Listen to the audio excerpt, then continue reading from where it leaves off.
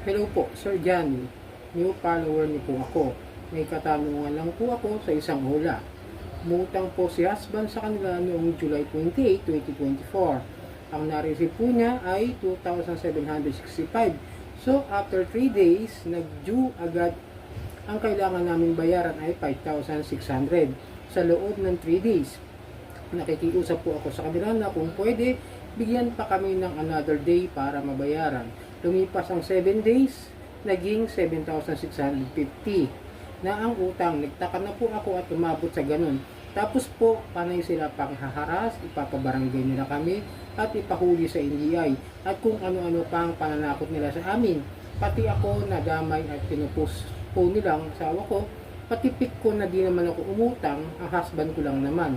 Tanong ko lang po, tama po ba na hindi ko na sinagot ang tawag at in-ignore? Nireport ko yung panghaharas nila sa akin, pati pamilya ko po nadamay dahil sa maliit na halaga na 2,765 na di agad na bayaran. So magandang po yan. Bigyan lang natin ng sagot ito. Pero bago ang lahat, paki-subscribe na lang po at kung gusto nyo tangkilikin na magandang klase ng mga videos, subscribe na po kayo sa aking mga social media accounts, Facebook, TikTok at YouTube channel dito po. At paki-like na po, paki-suyo na lang din po, paki-share at hit nyo na yung notification bell para updated po tayo sa mga videos na ginagawa natin dito about sa OLA. So yun, no, medyo maliit na halaga lang talaga yung nahiram niya for July 28, 2,765. So after 3 days, so nag-due ay naging 5,600. So, ang laki ng idinagdag sa loob lamang ng 3 araw nitong ulan na ito. Halos kalahati. Hindi lang yata kalahati. Basta, kasi kung estimate ko, sa 2,800, naging 5,600 na kagad. Pagkatapos, after ng 3 days, o after ng 7 days, naging 7,650. Almost 2,500 ang dinadagdag nila. Ang laki nun para sa isang online lending o sa isang patubo sa mga lending. Sobrang laki. Mababaong ka talaga sa utang. No? Ito yung mga dahilan kung bakit nagkakaroon ng mga tapal system. No? Kahit gawa nila ng paraan, ay hindi sila makaahon sa mga utang na ganitong klase. No? Mga ulan ganito ng mga 7 days, tapos may 14 days, tapos pinakamatagal na sa kanila talaga yung mga 30 days. Yan. Pero, ang lalaki ng mga penalties o kung interest ay pinapataw nila sa mga kliyente nila. Kaya nakakalungkot na. Kaya binibigyan namin kayo ng mga ideya kung ano yung mga dapat ninyong gawin kung sakasakali mahaharap kayo sa mga ganitong klase ng mga sistema ng mga pautang ng mga ula. Kaya kung kayo matatakot na na papabarangay kayo, hindi yan pupunta, lalo na itong ula nyo is alam ko may hindi ko paalala kung may kasama pa ito sa ano, so kasama ito sa mga nasampahan kasi medyo last year ko pa yung nagawa. Pero tingnan natin, pero parang napansin ko kasama nga itong ulan ninyo sa mga kinasuhan last year. Dahil nga sa paglabag sa fair debt tsaka sa financing rights ng Finance Commission or something sa korte. Hanapin ko lang ulit sa iba kong mga gallery kasi naka-screenshot yun. So yun, kung ipapabarangay kayo, wala po silang magagawa, wala po silang karapatan na ipabarangay kayo para lang dyan sa maliit na halaga na 2,765. Diyos mio, Marima, 2,700 lang. Tapos binuon ka sa utang, papabarangay ka. Tapos may sinabi pa sila na papa-NBI kayo. Pagpunta nila ron, sabihin nyo kagad kung sakasing ipapahuli kayo talaga sa NBI. No? Kung sasabihin na kung ula sila, wanted nga sila sa mga ganyan. Yung nakaraan, di ba, ni-raid nga ng NBI yung isang ula. O yun, tapos sasabihin nila sila magpapa-NBI sa inyo. Okay, matatakot sa ganyan.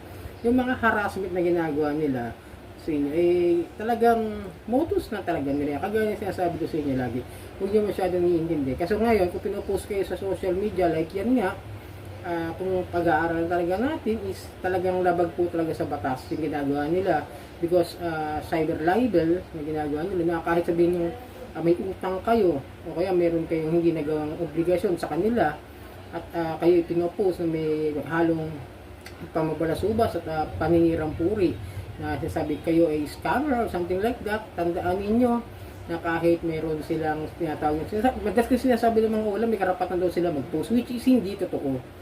Wala silang karapatan, lalo at minsan nandadamay pa nga ng mga bata yan. Diyan talamak yung mga ula agent sa mga Facebook. Meron ng mga mga pic ng mga agent na pinupost pati mga bata. Ganyan kabalasubas yung mga gagamitin nila, yung mga picture nyo, yung mga family picture sa mga Facebook ninyo. At tama naman yung ginawa nyo, no? Para sa akin, no?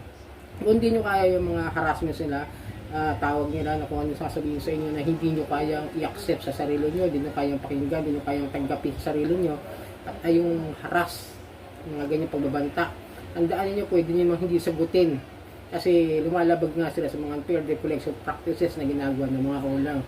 So yun mga kadyani, kailangan nyo lang harapin. Siguro ito tama yung ginawa mo, nag-file ka ng report, which is good naman para magkaroon ng proper complaint. Pero saan po kayo nag-file ng report? Sa SEC ba? Dapat sa SEC po muna kayo, and then papasa naman nila sa PNP. Pero kung medyo hirap kayo mag-file ng report doon sa SEC, meron naman po ngayon si pangalan ito, si Winston Casio, yung binanggit ko kahapon sa latest videos natin, na pwede po kayo mag-email doon sa kanilang PAOK at Winston Casio.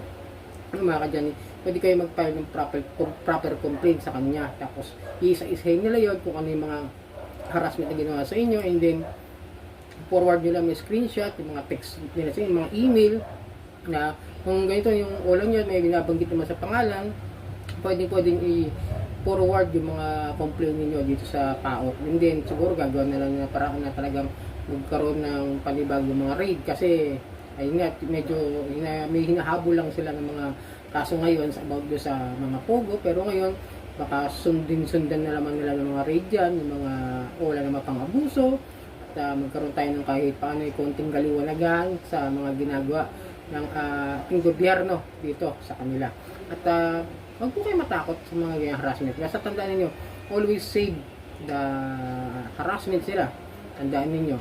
At wala naman talaga kasing alam sa batas yung mga yan, no? Yung mga ula na yan. At sasabihin pa nila kayo na kayo may kaso, sasabihin nila hindi kayo magkakaroon ng hindi kayo makakautang sa ibang bangko. Pwede naman yan kung sila ay CIC accredited o kaya submitting entity dun sa mga CIC. Pero kung katulad nito mga ula na mga ganito klase, kaya sabihin yung CIC, pwede naman din kayo mag-report doon na meron silang ginagawang unfair debt collection. Pwede yung file din sa CIC. Ano ko pwede rin naman dahil magkaisa sila ngayon ng SEC doon sa mga how to combat abusive debt collections. Meron ginawang video, nag-live sila noong nakarang Biyernes. Diyan. Yun nga lang, medyo parang minsan napapaisip ako bakit hindi nila pinapansin yung mga post ng mga uli agent na pati empleyado ng CIC ay ayaw nilang. Pero hindi ko alam, hindi ko sure kung ano yung plano ng mga ahensya ng gobyerno na yan na nasasakop nila para tugunan yung mga reklamo at hinain ng mga biktima ng ula. So yung mga kadyani, tandaan nyo ha, yung mga ganitong klase ng harassment, ito yung mga sumisira sa buhay ng mga tao, yung pamilya, yung mga samahan ng kaibigan, yung mga kung ano yung mga dahilan kung bakit nagkakaproblema talaga yung mga tao dito sa ula, no? Nakakalungkot na isipin alit na halaga pero sisirain talaga nila yung buhay ng kliyente, no? Mga kadyani yun.